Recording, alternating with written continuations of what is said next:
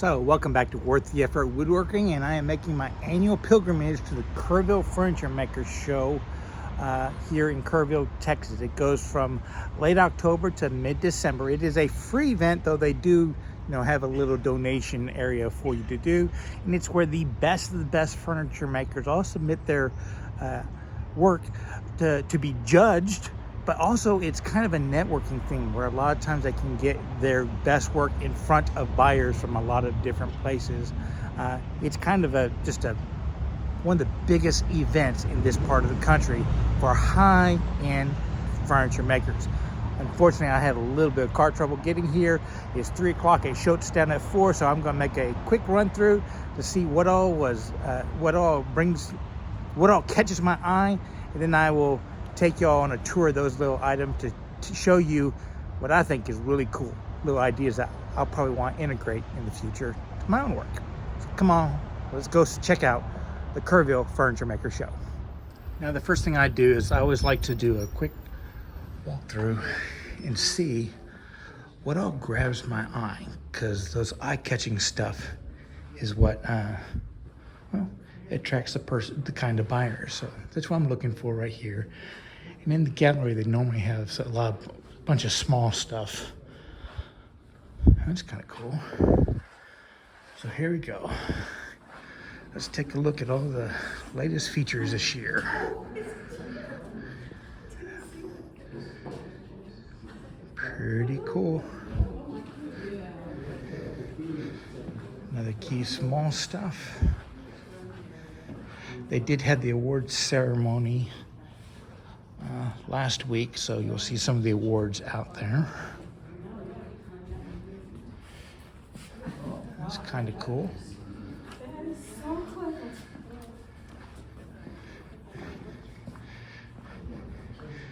And something that's kind of a permanent feature here is they have a little store with a lot of wear from a lot of artisans local to it. And here's a second room.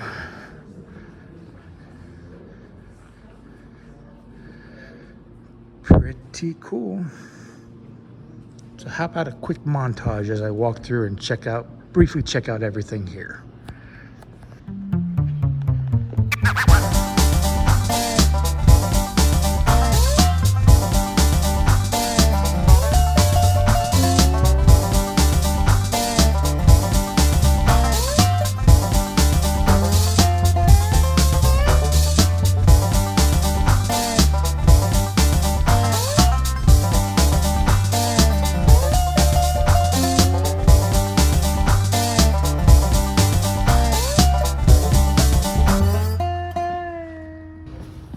Right as you walk into the show, this is this piece by Danny Cameron. He's calling it a Lilybud art style. And basically, this is just cool. It takes a lot of carving skills to make these subtle alterations. This top piece is one solid board, but he's carved up these little organic features that give the lily pads just a real life as you walk past it in motion, because the light reflects off of it. But what's even cooler is how he built these legs. He has built a mortise and tenon joint in every single one of these, and because the angles are going straight in, but if you've ever seen a table, you always splay the legs to add stability. Because of this organic shape, this is a really stable table. Really cool organic design. I like this. Especially the fact that he took the time to carve the underside too. Way cool. This corner table by Ken White, there are elements of this that really spoke to me, because I need to build something like this for a future place I'm moving to. I like how he brought the curly maple up top. A lot of times it will overpower a tabletop, but what tied it all together is this integration down below. He's basically got 3 different types of wood here, 3 different hues, and over time, the coloration is going to come together. It won't be at high contrast in a few years. That's just the way wood works, and I'm sure he planned it that way. So these colors are going to mellow out, but I can just see this looking so exquisite given time. I also like the fact that this back section is a pure 90, so it can go into a corner. But how he shaped this interior section, it shrunk it down without kind of eliminating the usefulness of a corner table. This curvature right here, I can see a small chair tucking in, and it just seems to take up a lot less space of a usable size corner table. Normally they're just too little space to do anything. I really do like this design. Well done. Here's a side table by Craig Spacek. I hope I'm pronouncing that properly. What I appreciate about this is its consideration of design over, how do I word this? He breaks some rules, but does it for design considerations. Here's what I'm talking about. Normally, when you have a through tenon on a solid tabletop, you want the grain orientation to rotate this way, so it expands and contracts within the strength of the board. But in this particular application, that would have been a mistake, because he hung this gorgeous little designed drawer underneath the table. And if you notice, the only face grain of the entire project is right here. Everything else, you're not really catching that. So if he had rotated these legs around, you would have seen straight, thin lines instead of that blending cathedrals all on the front. And then as you rotate around, all the side grain works that way. So visually, this was the perfect way to do those legs, orienting them slightly differently, assuming that he has a little bit softer wood up here and harder wood down. But this takes the wood and breaks kind of unwritten rules for the right reasons. Well done. I like that. And you know this was done, that was taken in consideration, because every single leg is the same. Plus, I like the design. Jonathan LeBlanc built this what he's calling a freestanding contemporary style cabinet. And let me tell you, I really like your legs. The shape, it's not rectangular, it's kind of trapezoidal, and they're mirrored on each side, combined with the curve. Really well done. I know how hard that was to do. But every time something just kind of pops up at you as a little surprise, check this out.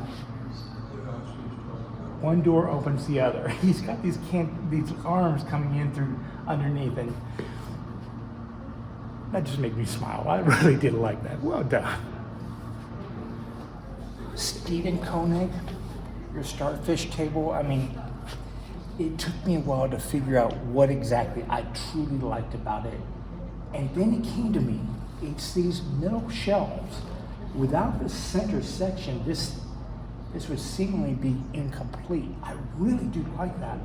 And I could actually see putting yet another glass section underneath it for a cabinet underneath. But that combined with how you did the center section, I hope the camera can pick that up.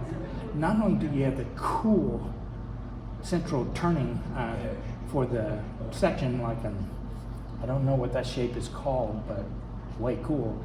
But you've got trim on the center section that goes up and down, and it's got a different texture from the center column. It's the little elements that jump out at me sometimes, and this one's really well done. I like it. Roger Ellison, your coffee table, I've got to walk around it to show it off, because we've got live edges corresponding with straight finished boards. And the different layers, that is just really well done. But when you get up underneath it, the joinery, I like it. Alex Payne, this is what you're calling your Doberman chair, and you want the Best Emerging Artist Award, and I can see why. The way, it's really hard to explain. I hope y'all can see it. But this curvature, the way it blends into the top, it tapers here. There's just an aliveness to it that is hard to explain. But then you come down to this joinery you did on the legs that combine the seat to there. Yes, you've got this cool dovetail so that the leg can slide on that, but how you put the shoulder and the taper to the base of that dovetail coming up here, that is, man, that's thinking that I don't know how you came up with that idea. That full round curveness up front, but then this curve corresponding with the curves up top, just really well done. I mean, look at that. It's so sensual. Every year, Wayne DeLay just kind of impresses us all with his artistry work. This year's no exception. Let's look at the cows he put on the table and the wall piece above it. But that's not what set his work apart to me. Let's get into the undercarriage here. Look at his joinery. How he puts the slightest of curves on the inside to make all the joints look just really super tight to the visual angle. How these slight curves come through. How the legs flare out. How this is an inside curve to that one right there, where these two are straight. How this piece right here starts out thick and then thins out. It's just, it's the build details, dude. That's why he wins all the time. It's not the artistry. Come on, this is just ridiculous. Way cool. Wayne locked up these two chairs right here. And these are playful chairs. I mean, the legs tapering out, then cutting back in. How these start out thick, thin, thick. I mean, even the tenons are ovals. Is that not cool? These look like straight lines in the back, but there's not a straight line here. I could really imagine these being at a son or daughter's desk in there, and just, I mean, they're alive. It's well done. I just like them. This is just a cool design. Mark Say. I'm a sucker for arts and crafts style, but the details you put in on this, pillowing everything just right, having a slight pillow to your dovetails right there. But what catches me is your reveals. Those are just perfect all the way through. Man, I can't imagine how much time you spent refining those with the blade, but the reveals on these drawers are just unbelievable. Perfect setback, perfect curvature to this piece right here to get the light to fold into them. Well done. Brady Stafford built this very Art Deco contemporary piece as a whiskey cabinet. This is one of those elements that grand consideration can really draw your attention in. I was looking at this and it looked very well built and stuff like that, but until I saw this, curly walnut accent piece right here at that diagonal, that was just enough contrast in lines to really draw my attention. Every now and then that idea pops through my mind, but I've never seen somebody execute it. I know it sounds strange, but I like that. I like that forethought of the grain to draw your attention in here. Well done. Man, do I wish I could have spent more time here this year. I mean, they're just little exquisite details that I just want to pour over. Normally I try and get here around noon so I can spend about 2 hours going through all the pieces before talking to you, but this was just a quick highlight this year. That's all the time I have right now. I mean, they're closing down in 5 minutes and I don't want to keep them. It is a free event, but if you get a chance to come out here, please do. The exquisite features, you just don't see them brought together in one place all that often, and they're all here. is this just not awesome? I mean, look at some of these tables. I wish I'd spent more time on this piece, the leather integration right there. The height, the lifeguard chair, there is no way you are hiding joinery imperfections when people are staring up underneath the end of the carriage. Really cool built. There's a bed frame over there, and then that cabinet right there. I've seen his work in the past, but man, the tight tolerances on that. This place is just awesome. Get out here. It's well worth your time.